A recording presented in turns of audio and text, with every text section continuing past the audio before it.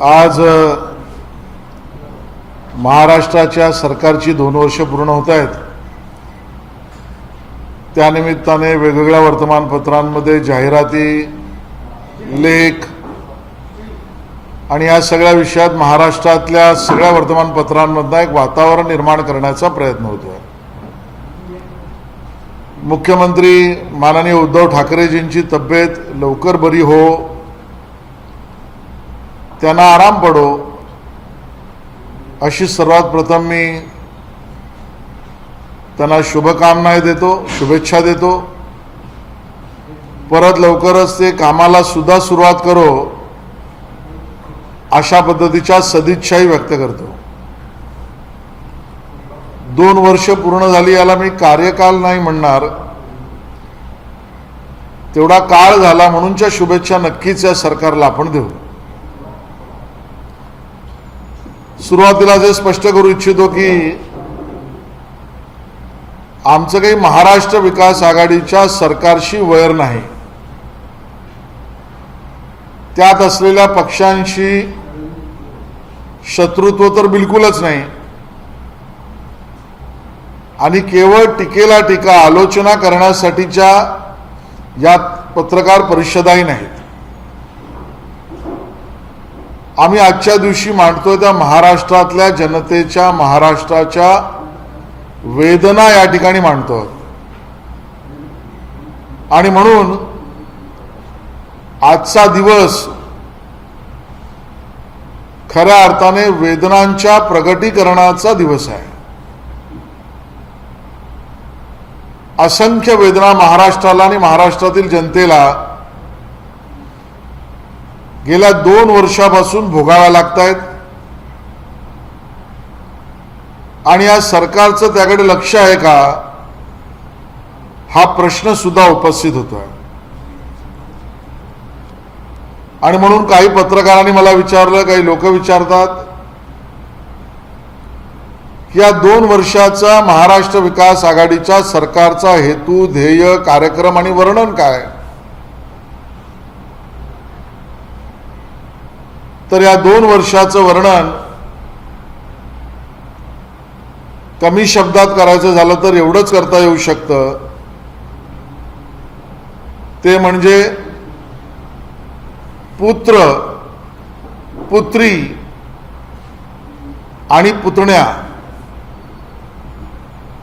पुत्र, पुत्री आणि पुतण्या या भोवती फिरणारी 2 वर्षाचं सरकार म्हणजे महाराष्ट्र विकास आघाडीचं सरकार आहे। मी व्यक्तिगत टीका कोणावरही कधी करत नाही, मला ते आवडतही नाही, तो माझा स्वभावही नाही। पण 2 वर्षाचं मूल्यमापन करायचं झालं तर 700-750च्या वर दिवस जे गेले त्या सगळ्याचा केंद्रबिंदू राज्यातील जनता, जनतेची कामं ही होणं अपेक्षित होतं। पण 2 वर्षामध्ये 750च्या वर दिवस जे गेले ते राज्यातील जनतेच्या कामाच्या भोवती केंद्रित न होता ते केवळ राज्य सरकारमध्ये बसलेल्या नेत्यांच्या पुत्र, पुत्री आणि पुतण्या याच्याच भोवती फिरत आहेत।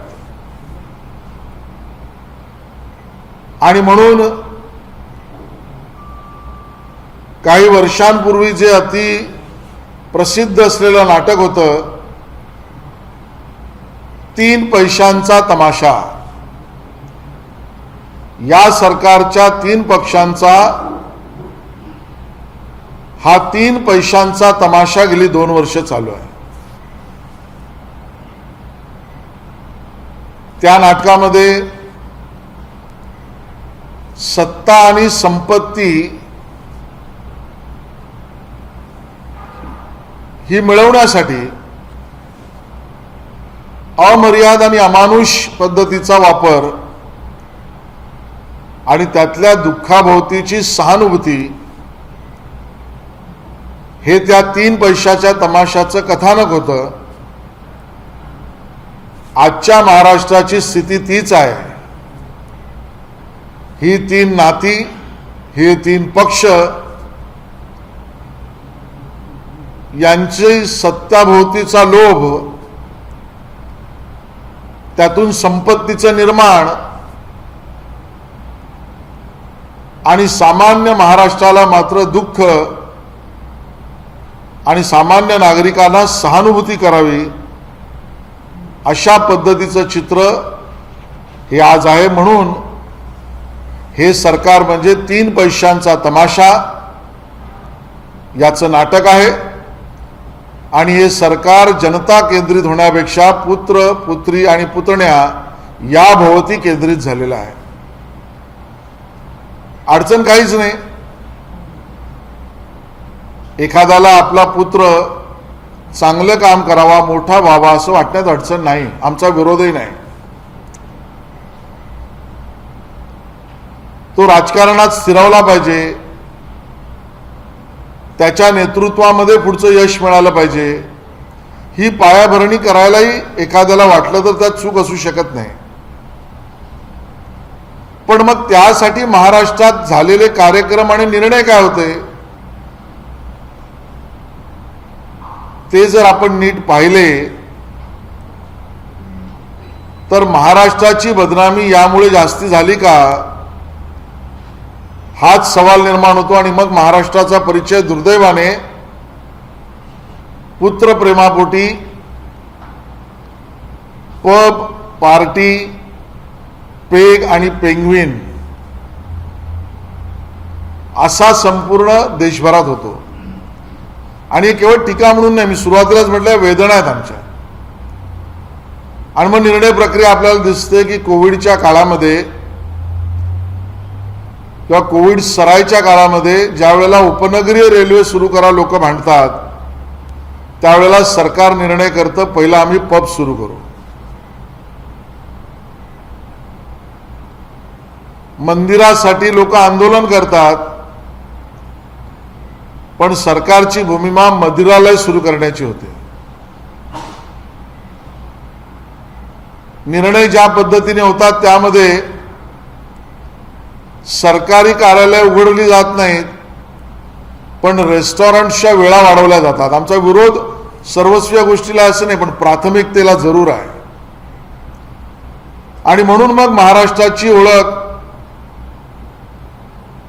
पब, पार्टी, पेग, पेंग्विन अशा दिशेने होते. दुर्दैव आहे. सुपुत्रीच्या प्रेमामध्ये वडिलांनी असण्याच्यात चूक काहीच नाही, पण ज्या वेळेला सुपुत्रीचा आग्रह एवढा होतो की त्यावेळेला राज्याच्या गृहमंत्रीपदी अनिल देशमुखांनाच बसवावं लागतं आणि मग महाराष्ट्राची बदनामी पूर्ण जगामध्ये होते. वसुली पण होते, 100 कोटीचे आकडे पण समोर येतात. गृहमंत्री पदावर बसलेला व्यक्ती जेलच्या मागे जातो, गजाआड जातो. मटका किंग, बुकीज यांच्याशी व्यवहार सुरू होतात. पोलीस दलामध्ये गटबाजी होते. पोलिसांच्या बदल्या आणि बढोतरीमध्ये दलालांचा सुळसुळाट होतो. आणि मग सुपुत्री प्रेमामुळे हे चित्र त्यामुळे महाराष्ट्राचं संपूर्ण देशाला दिसतंय. ही वेदना आहे, टीका नाही आहे. आणि पुतण्याबद्दल तर काय सांगावं, त्यांच्या भीतीने सत्तेच्या केंद्रीय प्रमुखपदी ते बसवले जातात. निर्णय त्यांचा आहे, पण देशाला चित्र काय दिसतं, 1000 कोटीच्या वर बेनामी संपत्ती आली कशी. एक व्यक्ती एका आयुष्यामध्ये संपूर्ण जीवन झिजवल्यानंतर सुद्धा 1 कोटी जमवणं मुश्किल होतं. त्यावेळेला 1000 कोटीच्या वर बेनामी संपत्तीचं चित्र प्राप्तिकर खातं, आयकर खातं दाखवते, दिसतं, येतं. महाराष्ट्राला नवीन उद्योग समोर दिसतो, सहकारी असलेला कारखाना शेतकऱ्यांच्या पैशावर उभा होतो, सरकारी सर्व मदत त्याला मिळते, जागा स्वस्तात, वीज स्वस्तात, करामध्ये सूट, सहकाराचा हेतू प्रांजळ असल्यामुळे. पण मग हा सहकारी कायदा तोट्यात जातो. सहकारी बँकेचे पैसे कर्ज म्हणून घेतो, तो परतफेड करूच शकत नाही आणि परतफेड करू न शकल्यामुळे अकाउंट NPA होतं. तीच बँक तोच कारखाना जप्त करतं. तीच सहकारी बँक त्या कारखान्याची लिलावबोली करतं आणि पुतण्या तो कारखाना घेतो आणि खाजगी करून टाकतो. सहकारी कारखान्याचं खाजगी कारखान्यात रूपांतर वाया सहकार, द्वारा सहकार, अख्ख्या आमच्या शेतकऱ्यांच्या मेहनतीवर पाणी फिरलं जातं. महाराष्ट्र हे बघतो. PMRDAचा ज्या वेळेला डेव्हलपमेंट प्लॅन येतो तेव्हा सार्वजनिक आणि खाजगी जागा माझ्याच कशा होतात, हे भूखंडाचं नवीन श्रीखंड त्या ठिकाणी PMRDAत बघायला मिळतं. आणि म्हणून मी म्हटलं, पुत्र, पुत्री आणि पुतण्या याच्या भोवतीत केंद्रित सरकार चालल्यावर महाराष्ट्राची बदनामी होते, सामान्य माणसाचं भलं होतच नाही. बरं, या सरकारची कार्यपद्धती सुद्धा स्पष्ट झालेली आहे. काय आहे कार्यपद्धती? अतर्क, असनदशीर आणि अहंकार. कार्यपद्धती अतर्क पद्धतीची, असनदशीर पद्धतीची, अहंकारातून निर्माण झालेली. आणि मग आपल्याला लक्षात येईल, या 2 वर्षाचं ज्या वेळेला आपण शवविच्छेदन करू त्यावेळेला सरकारचे निर्णय तर्कामध्ये उतरतच नाहीत, अतर्क होतात. पेट्रोल डिझेलवरचा व्हॅट कमी होत नाही, पण विदेशी दारूमधल्या एक्साईज करामध्ये 50% कमतरता होते. अतर्क आहे, तर्कात बसत नाही. वायनरीला सबसिडी दिली जाते, पण शेतकऱ्यांच्या सबसिडीबद्दल मात्र सरकार ढिम्म होतं. काय तर्क आहे कळूच शकत नाही. 20 वर्षापूर्वीच्या विस्क्राफ्टने केलेल्या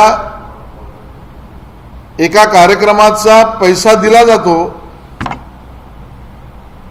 पण ST कर्मचाऱ्यांना काही द्यायचं असेल तर पैसा नसतो, तर्कात बसतच नाही.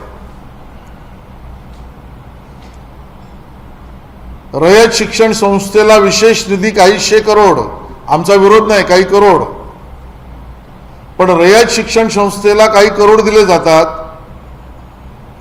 पण शाळांचे अनुदानाचे टप्पे आणि अनुदान मात्र दिले जात नाही. काय तर्क आहे समजत नाही. शाळा बंद असतात करोनामध्ये, पण शाळांच्या फी मात्र वाढवतात. कुठलं तर्क या सरकारचं कळत नाही. सरपंच निवडण्याचा थेट मतदानाचा अधिकार नागरिकांचा काढला जातो, लोकशाहीत कसं बसतं कळतच नाही.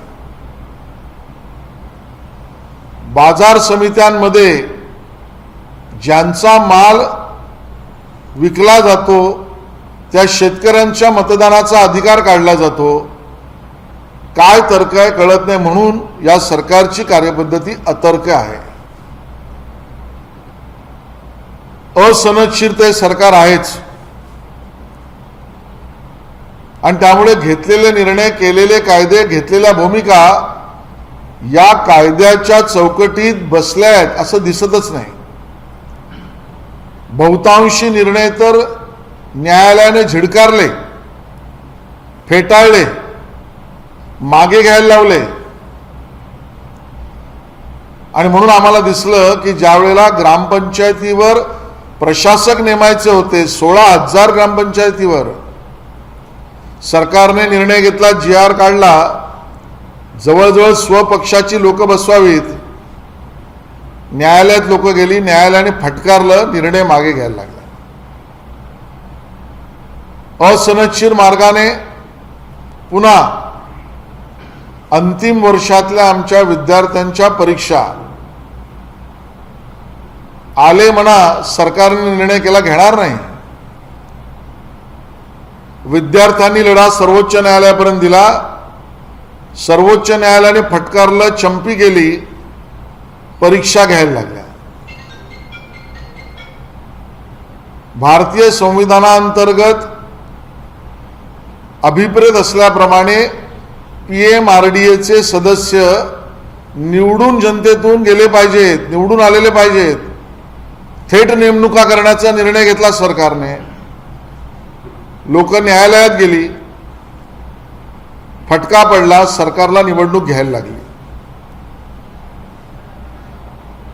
करोनाच्या काळामध्ये स्थलांतरित मजूर यांची सोय काय केली, ही मांडणी न्यायालयासमोर सरकारने केली. सर्वोच्च न्यायालयाने महाराष्ट्र सरकारचं शपथपत्र ॲफिडेव्हिट स्वीकारायलाच मनाई केली. आणि केवळ विरोधी पक्ष म्हणतोय म्हणून नाही, म्हणून आमच्या वेदना आहेत. ज्या वेळेला न्यायालय, सर्वोच्च न्यायालय फटकारतं, चंपी करतं, निर्णय झिडकारतं, का आमचं सरकार कायदेशीर, सनदशीर, प्रथा परंपरा कायद्याने चालत नाही? ही 2 वर्ष या कार्यपद्धतीची आहे. या सरकारचा मूलभूत गुण काय असेल तर अहंकार, दुर्गुण. गुण कसला? दुर्गुण. मी मंत्रालयात येणार नाही, काय करायचंय ते करा. मी अधिवेशन घेणार नाही, तुम्हाला वाटेल ते झालं तर तुम्ही करा. मी आणि माझ्या पक्षाबद्दल बोललात तर वडाळ्यातल्या त्या तिवारीला भर चौकात त्याचं मुंडन करीन, तुम्हाला वाटेल ते तुम्ही करा.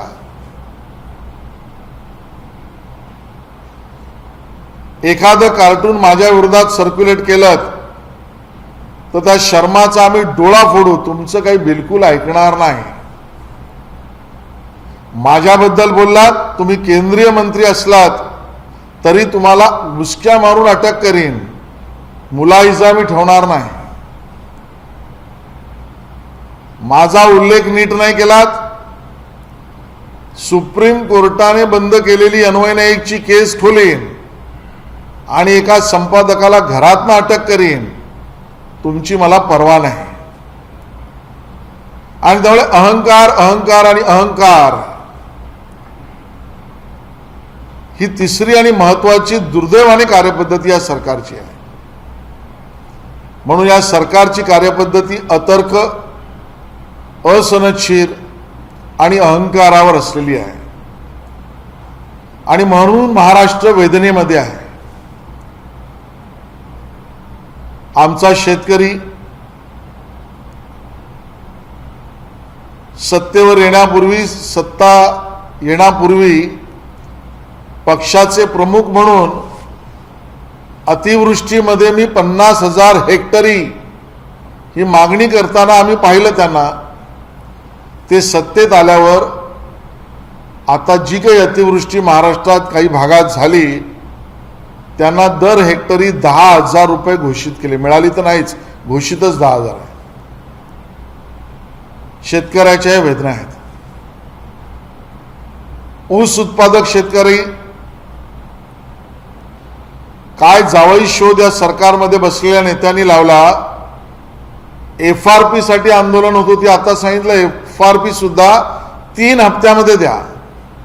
हा शेतकरी हिताचा निर्णय? वेदना महाराष्ट्राच्या ह्या. करोनाच्या काळात सुद्धा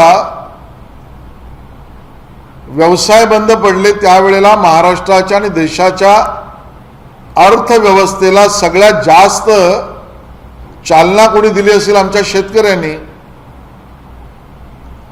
त्या शेतकऱ्याला इनाम काय मिळतोय, तर आता त्याचं वीज कनेक्शन कापलं जात आहे। या सरकारचा कार्यक्रम, या आमच्या वेदना आहे। महिलांच्या विषयात कुर्ल्याची कालची घटना ताजी आहे। एकट्या मुंबईत जानेवारी ते जुलै या 7 महिन्यामध्ये 550च्या वर बलात्काराचे गुन्हे रजिस्टर झालेले आहेत। स्वतःच्या राजकीय पक्षाचे युवा काय करतात, मंत्री कशात गुंतले आहेत, एक मंत्र्याला राजीनामा का द्यायला लागला, मी ते सगळं मांडणार नाही। महिला सुरक्षित नाही। आम्ही शक्तीचा कायदा आणू, तो शक्ती कायदा अधिवेशनात घोषित केला, अजून त्याला दिवस दिसतच नाही आहेत। आता तर लहान मुलींच्या लैंगिक छळापर्यंतचे प्रकार दुर्दैवाने बिनधास्तपणे होत आहेत। पोलिसांचं भय नाही। वेदना महिलांची ही आहे, महाराष्ट्राची आहे। शिक्षण विभागाचं तेच आहे। शाळा बंद, शिक्षण चालू म्हणजे काय? शिक्षकांकडे लॅपटॉप नाही, विद्यार्थ्यांकडे त्या पद्धतीच्या मोबाईल फोन्स नाहीत, फी वाढतायत, 11वीची प्रवेश परीक्षा संपतच नाही, विद्यापीठाच्या कामामध्ये मंत्री हस्तक्षेप करतायत,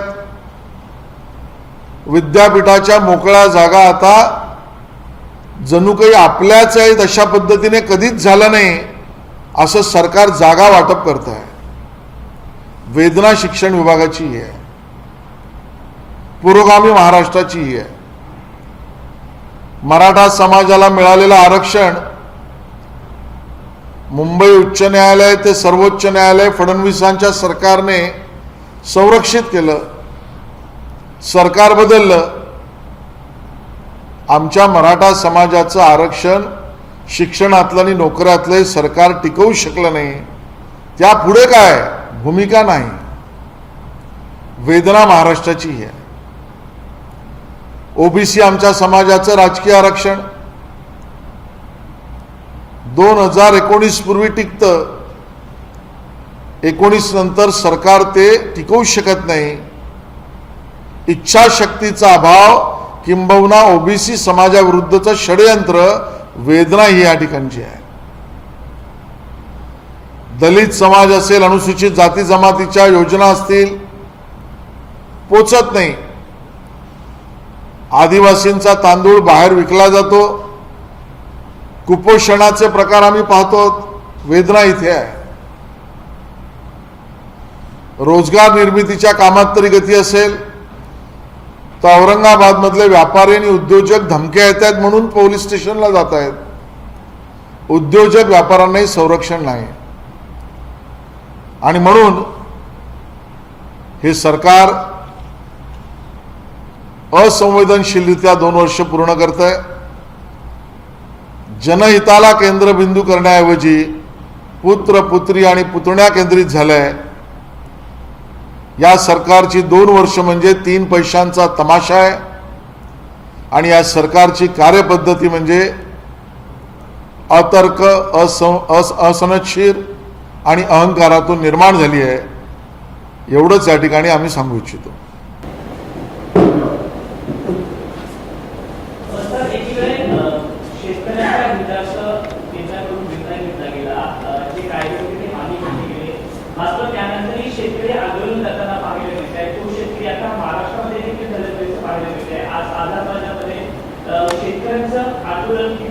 सरकारने कशी भूमिका घेतली, यावेळीची भूमिका राज्यातील शेतकऱ्यांना सांगण्यासाठी आंदोलन होतं। माननीय मोदीजींनी अतिशय निर्भयपणे, प्रामाणिकतेने, खऱ्या अर्थाने देशाची माफी मागून की आम्ही तुम्हाला समजवायला कमी पडलो, सूर्यप्रकाशा एवढा स्वच्छ असलेला कायदा, जनहिताचा, शेतकरी हिताचा समजवण्यात आम्ही कमी पडलो। आपण नवीन सुरुवात करूया। शेतकरी हितासाठी आम्ही केलं, आता देश हितासाठी हा निर्णय करतोय। भूमिका मांडल्यावर त्यानंतरही अडेल टप्पूपणाची भूमिका घेणं आणि शेतकऱ्यांना भ्रमित करून त्यांची माथी भडकवण्याचा प्रयत्न करण्याचा काम काही पक्ष करतायत. शेतकरी या जाळ्यात अडकणार नाही. आपल्या राजकारणासाठी शेतकऱ्यांच्या जीवावर खेळणं हे दुर्भाग्यशाली आहे.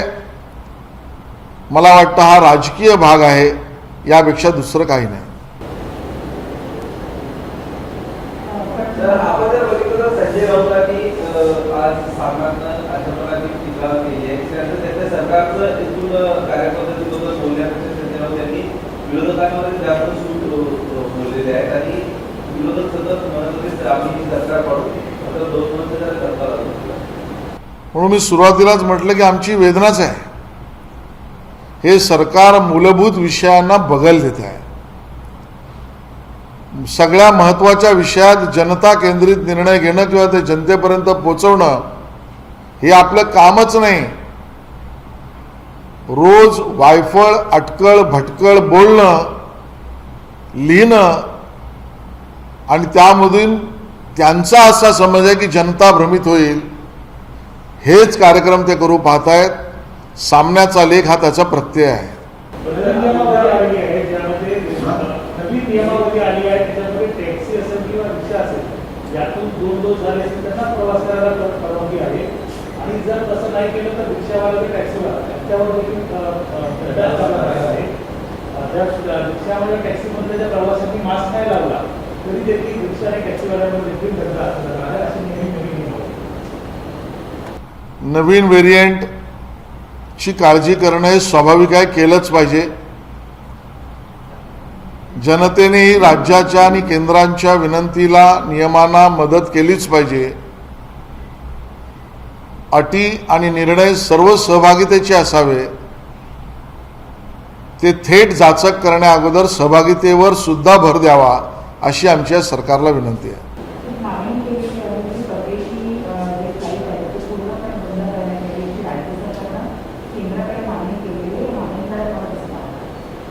मला वाटतं याबद्दलची मागणी करण्याआधीच केंद्रातल्या सरकारने माननीय मोदीजींनी यावर निर्णय करावा किंवा चर्चा करावी, भूमिका घ्याव्यात, राज्यांनी सांगावं, अशा स्वरूपाचं निवेदन केलंच आहे.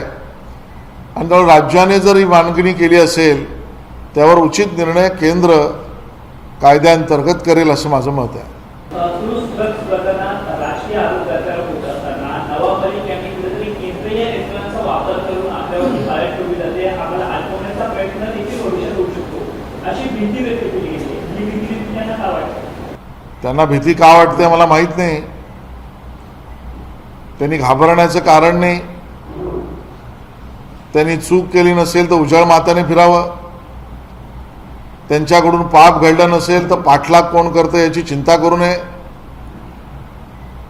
जो माणूस पाप करतो त्यालाच कोण पाठलाग करतो याची चिंता असते.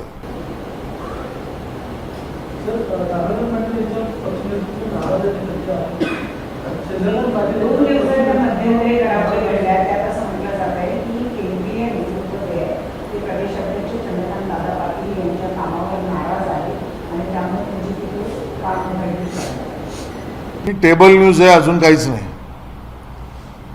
माननीय दादा अतिशय उत्तम काम करतायत.